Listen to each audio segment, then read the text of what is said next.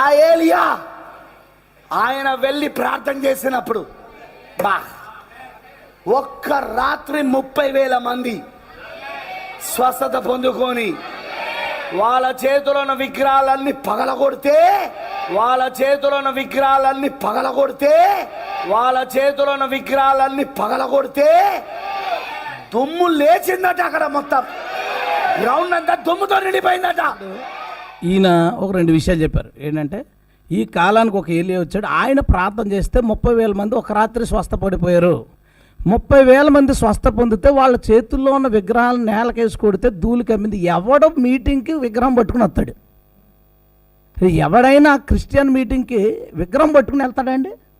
30,000 మంది విగ్రహాలు పట్టుకుని మీటింగ్కి వచ్చి వాళ్ళు పగల కొడితే ధూళి ఎవడ నమ్ముతాడండి? బ్రహ్మం చెప్తే నమ్మేశాడు చదువుకున్న వ్యక్తి.